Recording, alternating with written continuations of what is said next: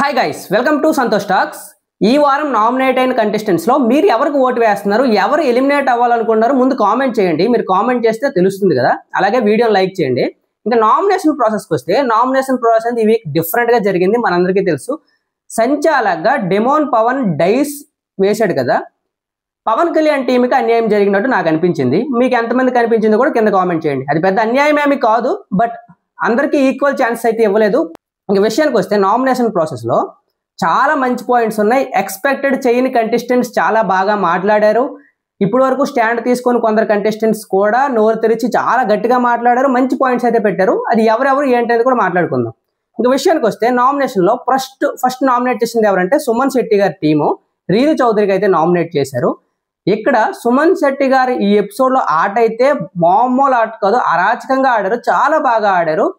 తన స్టాండ్ తీసుకున్న విధానం కూడా చాలా ప్లేస్లో చాలా బాగా తీసుకున్నారు. కానీ నామినేషన్ పాయింట్లో పెట్టిన పాయింట్స్ అనేవి చాలా వర్త్లెస్, అంటే మీనింగ్లెస్ అనిపించాయి.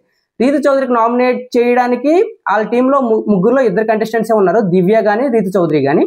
వాళ్ళిద్దరు ఎవరో ఒకరు నామినేట్ చేయాలి. కానీ రీతు చౌదరి నామినేట్ చేయడం తప్పనట్లేదు, కానీ ఓల్డ్ పాయింట్స్ తీసుకొని నామినేట్ చేయడం అనేది యూజ్లెస్ అనిపించింది. వాళ్ళ సంచాలకగా ఫెయిల్ అయిన పాయింట్స్ మళ్ళీ పాతవే. ఫస్ట్ వీక్లో దొంగతనం గురించి ఈ రెండు పాయింట్లు డిస్కస్ చేసిన వేస్ట్, అంత పెద్ద ఆర్గ్యుమెంట్స్ ఏం కాలేదు. చిన్న చిన్న పాయింట్స్ నామినేట్ చేశారు. అక్కడ రీతు చౌదరి కొంచెం చిన్నపాటి అన్యాయం అయితే జరిగింది. ఇంకా సెకండ్ నామినేషన్కి వస్తే, భరణి గారు ఫ్లోరా గారికి అయితే నామినేట్ చేశారు. ఇది కూడా సేఫ్ నామినేషన్. ఇక్కడ కూడా వీళ్ళకి రెండు ఆప్షన్సే ఉన్నాయి, రాము రాథోడ్ అండ్ ఫ్లోరా.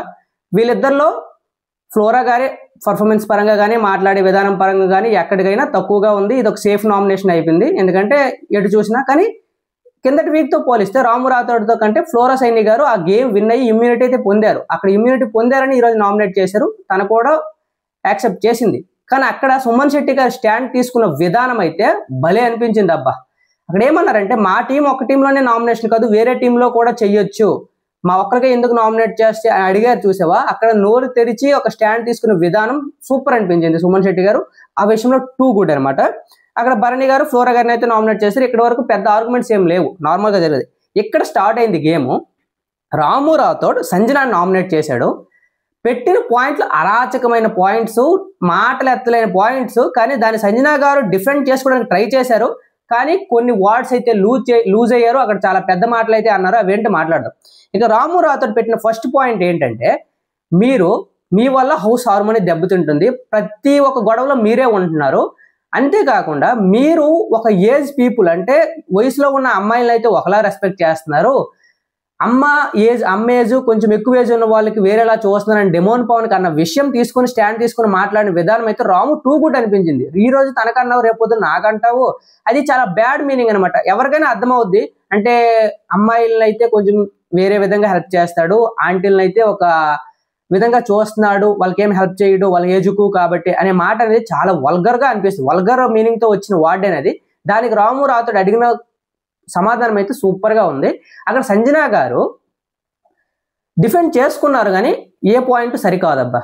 అక్కడ సంజనా గారు ఒప్పుకోవలసింది ఆ పాయింట్స్. నాకు అనిపించింది నేను చెప్పాను, నాకు ఓపెన్గా అనిపించింది నేను చెప్పానంటే, నీకు ఏమనిపిస్తే అది చెప్పేస్తుంది, రైట్ అవ్వాలని లేదు. ఎవరు ఒపీనియన్ అలా చెప్పొచ్చు, కానీ అది రైట్ ఆ రాంగ్ అనేది డిసైడ్ చేసింది ఆడియన్స్, వాళ్ళ హౌస్ మేట్స్ అనమాట. సో అక్కడ సంజనా గారు డిఫెండ్ చేసుకునే విధానం నాకు నచ్చలేదు. అంతేకాకుండా సంజనా గారు ఒక విషయం అయితే అన్నారు, రాము రాథోడ్ వైలెన్స్ అని యూజ్ చేసే మాటకి నువ్వు ఏ ప్లేస్ నుండి వచ్చావు, ఎక్కడి నుండి వచ్చావు అనే మాట అనేది చాలా డిస్రెస్పెక్టబుల్ వర్డ్. అంటే తన తక్కువ ప్లేస్ నుండి వచ్చాడు, ఏదో కొండ ప్రాంతాల నుండి, ఒక పల్లెటూరు ప్రాంతాల నుండి వచ్చినట్టు డిస్రెస్పెక్ట్ చేసిన వర్డ్స్ అనమాట అవి. అక్కడ సంజనా గారు అంతేకాకుండా దానికి సర్దిపుచ్చుకోవడానికి ఒక వర్డ్ అయితే అన్నారు, ఓపిక లేని ప్లేస్ నుండి వచ్చావు. ఓపిక లేని ప్లేస్ ఎక్కడ ఉంటుంది? పట్టణం నుండి వస్తే ఒప్పుకుంటుందా, పల్లెటూరు నుండి వస్తే ఒప్పుకుంటుందా? అలా ఏముండదు. ఫస్ట్ తన మీనింగ్ ఏంటంటే, ఒక డిస్రెస్పెక్టబుల్ ప్లేస్ నుండి లేదా తక్కువ ప్లేస్ నుండి వచ్చినట్టు మాట్లాడారు. అది చాలా టూ బ్యాడ్. అలాంటి కామెంట్స్ అనేవి చాలా ఎక్కువ అయిపోయాయి సంజనా గారికి. ఇవి చాలా తీసి పారేవలసిన పాయింట్స్ కాదు. నాగార్జున సార్ ఈ వీకెండ్లో కూడా పాయింట్ అవుట్ చేసి అడగాలన్నమాట. సో ఇవి రాము రాథోడ్ సంజనా గారి మధ్య జరిగిన విషయంలో రాము రాథోడ్ టూ గుడ్, చాలా బాగా పెట్టాడు. సంజనా గారు వరస్ట్ అనిపించింది. ఇంకా రీతు చౌదరి శ్రీజాకి అయితే నామినేట్ చేశారు. రీతు చౌదరి గారు పెట్టిన పాయింట్స్ చాలా తెలివిగా ఉన్నాయి. శ్రీజ డిఫెండ్ చేసుకున్నప్పటికీ రీతు చౌదరి అనే విన్ అయ్యింది ఆ ఆర్గ్యుమెంట్స్లో. ఎందుకు అంటే, ఫస్ట్ శ్రీజ గుడ్డు దొంగతనం చేసినప్పుడు వాళ్ళ టీం డిఫెండ్ చేసుకున్నారు, అది తప్పని ఆర్గ్యుమెంట్ చేశారు. అంటే తప్పని ఆర్గ్యుమెంట్ చేయలేదని చెప్తున్నారు, కానీ ఆర్గ్యుమెంట్ చేశారు. శ్రీజ అక్కడ గుడ్డు దొంగతనం చేసినప్పుడు తప్పని, ఇక్కడికి వచ్చి బట్టలు దొంగతనం చేసినలో హ్యాండ్ ఉందన్నమాట. అక్కడ శ్రీజ విషయం ఏంటంటే, శ్రీజ పాయింట్ ఆఫ్ వ్యూ ఏం లేదబ్బా, దివ్య నిఖిత గారు సంజన గారు చేసిన దొంగతనాల్ని యాక్సెప్ట్ చేశారు. అంటే చాలా బాగా వెళ్తున్నాయి, కంటెంట్ వస్తుంది అని చెప్పగానే శ్రీజ గారు చేస్తున్నవన్నీ చాలా డిఫరెంట్ గా వెళ్తున్నాయి, బ్యాడ్ గా వెళ్తున్నాయని దివ్య గారు చెప్పారు. అప్పుడు శ్రీజ మైండ్ లో ఏమైంది, ఓకే ఇవి చాలా తెలివిగా చాలా బాగా ఉన్నాయి, బయట ఫ్రాక్స్ కూడా దాన్ని ఎంజాయ్ చేస్తున్నారని నేను కూడా ఒక పార్ట్ అవుతానని దొంగతనానికి అయితే వెళ్ళారు శ్రీజ గారు. అక్కడ బెడిసి కొట్టింది ఆ ప్లాన్ బెడిసి కొట్టడం వల్ల ఈ రోజు శ్రీజ గారు తప్పుకు దొరికారనమాట. అక్కడ శ్రీజ గారు బ్యాన్ అనిపించారు. అంతేకాకుండా డెమోన్ పవన్ విషయంలో తను కంటెంట్ కోసమే చూస్తుంది అని డెమోన్ పవన్ కి సజెషన్ చెప్పడం మంచిదే, కానీ ఆమె చేసిన ఫీలింగ్స్ ని నువ్వు తక్కువ చేసి చూడడం అనేది Ritu Chaudhary point of view అనమాట.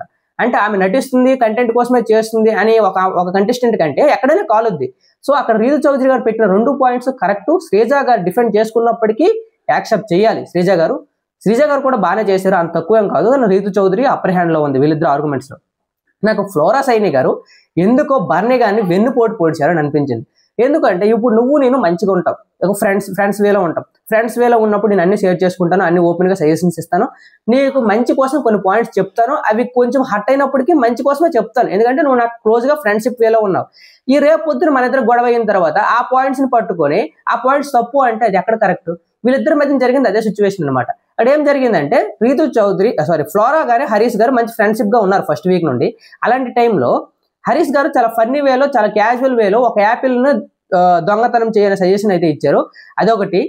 అక్కడ వాష్రూమ్స్ లో మైక్ పెట్టిన టాపిక్ అయితే ఉంది కదా, అక్కడ దాన్ని హైలైట్ చేస్తే నీకే బ్యాడ్ వస్తుంది అనేది కూడా ఒక పొలైట్ వేలో అని చెప్పారు. అది వేరవని, కంటెంట్ వేరవని, ఏదవని ఒక మంచి పర్పస్ లో చెప్పారు. అంతేకాకుండా సంజన గారు ఫ్లోరా సైనికి ఇబ్బంది పెడుతున్న టైంలో హరీష్ గారు ఫ్లోరా సైనికి సపోర్ట్ చేస్తూ మీరు కూడా కెప్టెన్సీ రూమ్ లో దొంగతనం చేయండి అని పెట్టారు. ఇవన్నీ ఏంటంటే ఒక క్యాజువల్ వేలో ఒక చిన్న సజెషన్స్ అనమాట. ఏదో పెద్ద దొంగతనాలు చేసేసి ఏదో పెద్ద నరికేయడం చంపేయడం కాదు కదా. అలాంటి విషయంలో కూడా ఫ్లోరా సైని గారు అలాంటి పాయింట్స్ క్లోజ్గా ఉన్నప్పుడు, ఫ్రెండ్షిప్ గా ఉన్నప్పుడు పాయింట్స్ తీసుకొచ్చి ఇప్పుడు నెగిటివ్ అయిపోగానే ఆ పాయింట్స్ పెట్టి నామినేట్ చేయడం అనేది వరస్ట్ రీజన్స్ అనమాట. నాకు నోరు తెరిచి మాట్లాడడం వరకు ఓకే, బాగా మాట్లాడారు, చాలా ఎక్కువ మాట్లాడారు, కంటెంట్ ఇవ్వడానికి ట్రై చేశారు, కానీ ఆ పెట్టిన పాయింట్స్ పెట్టిన పర్సన్ రాంగ్ అనిపించింది. దానికి హరీష్ గారు కూడా డిఫెండ్ చేసుకోవడం సిల్లీ డిఫెండింగ్ అనమాట. కానీ ఫ్లోరా సైని గారిది ఇక్కడ తప్పు ఉంది. ఇంకా శ్రీజ దివ్య నామినేషన్స్ లో శ్రీజ గారు దివ్యకి ఎలా అయినా నామినేషన్ లో పెట్టాలి. శ్రీజ నామినేషన్ లో ఉంది, సో దివ్య ఇప్పుడే వచ్చింది, తన నామినేషన్ ఉంటే శ్రీజ సేఫ్ అయిపోతానేమో, శ్రీజకున్న ఫాలోయింగ్ దివ్యకున్న ఫాలోయింగ్ డిఫరెంట్ గా ఉంటుంది, సో ఫస్ట్ వీక్ ఏమి ఎలిమినేట్ చేస్తారేమో, తను ఎలా అయినా నామినేషన్ ఉంటే బాగుంటది అని దివ్య గారిని అయితే ఒక ప్లానింగ్ ప్రకారం దివ్య గారు నామినేషన్ చేసింది అనమాట. తనకు పెట్టిన పాయింట్స్ కూడా మీరు నామినేషన్ ఉంటే మీ బిహేవియర్ ఎలా ఉంటుందో చూడాలనుకుంటున్నాను, అది కరెక్ట్. నామినేషన్ ప్రాసెస్ అంటే మీరు ఇంటి నుండి బయటకు వెళ్ళడానికి రీజన్ చెప్పాలి, అంతేగాని మీరు నామినేషన్ లోకి వెళ్ళిన తర్వాత ఎలా బిహేవ్ చేస్తారంటే రేపు తను వెళ్ళిపోతే ఏం బిహేవ్ చేసినా ఏం లాభం ఉంటుంది. తను డిఫెండ్ చేసుకున్న దివ్య చాలా క్లారిఫైడ్ గా చాలా పాయింట్ టు పాయింట్ మాట్లాడింది అనమాట. నాకు భలే అనిపించింది దివ్య గారి మాటలు, కానీ అక్కడెక్కడ కొంచెం ఓవర్ కాన్ఫిడెన్స్ కనిపించింది. అంటే మీరు ఎలా రియాక్ట్ అవుతారో, ఒక దొంగతనం జరిగినప్పుడు కూడా ఎలా రియాక్ట్ అవుతారని టెస్ట్ చేశారో దివ్య గారిని, ఇప్పుడు కూడా ఎలా టెస్ట్ చేస్తారు. టెస్టింగ్ అనేది కరెక్ట్ కాదు. తన ఓన్ గా స్వతహాగా తను ఎలా రియాక్ట్ అవుతుందో చూడాలి, కానీ ఒకరు ఎలా రియాక్ట్ అవుతారని వాళ్ళు పోక్ చేయడం, వాళ్ళు కావాలని కెలకడం అనేది రాంగ్ అనమాట. దివ్య గారు టూ గుడ్ అనిపించారు. కానీ సంజన గారు వచ్చిన తర్వాత సంజన గారి విషయంలో కూడా అప్పుడు టాప్ 3 ఇచ్చారు, మళ్ళీ ఇప్పుడు గొడవలు పెట్టడానికి దొంగతనానికి ఇవన్నీ కరెక్ట్ కాదనే విషయంలో సంజన గారు తీసుకున్నారన్నమాట. అంటే నేను దొంగతనాలు చేస్తే నువ్వు టాప్ 3 ఇచ్చావు, అదే నీకు దొంగతనం చేస్తే నీకు నచ్చలేదా అనే పాయింట్ ని బెడిసుకోవటాలని దివ్య గారు ట్రై చేశారు. కానీ అక్కడ దివ్య గారు ఏం చేశారంటే, ఆడియన్ గా ఎంజాయ్ చేశాను, కానీ నేను హౌస్ మేట్ గా నాకు కొన్ని నచ్చవని క్లియర్ కట్ గా చెప్పేశారు. సో ఆ పాయింట్ టూ గుడ్ అనిపించింది దివ్య గారు. కానీ దివ్య గారు మాట్లాడిన ఒక మాట ఓవర్ కాన్ఫిడెన్స్ ఎందుకంటే, హౌస్ మేట్స్ అందరినీ కలిపి మీరు ఏడ్చుకున్నా మీరు ఏం చేసినా నేను ఎలానే ఉంటానంటే హౌస్ మేట్స్ అందరినీ డిస్రెస్పెక్టబుల్ చేసినట్టు అనిపించింది అక్కడ. కానీ తను మాట్లాడిన కాన్ఫిడెన్స్ బ్రింగ్ ఇట్ ఆన్ అనే డైలాగ్స్ అయితే ఉన్నాయి కదా, చాలా పాయింట్ టు పాయింట్ క్లిస్టర్ క్లియర్ గా మాట్లాడారు. అక్కడ దివ్య గారు భలే అనిపించారు. శ్రీజ గారు మాత్రం వాంటెడ్ గా దివ్య నామినేషన్ లో ఉండాలని అయితే పెట్టారు. సో ఇది నా ఒపీనియన్ ఈ నామినేషన్ ప్రాసెస్ లో. మీకేమనిపించింది? మీరు ఎవరిని ఎలిమినేట్ చేయాలనుకుంటున్నారు ఈ వీక్ కింద కామెంట్ చేయండి.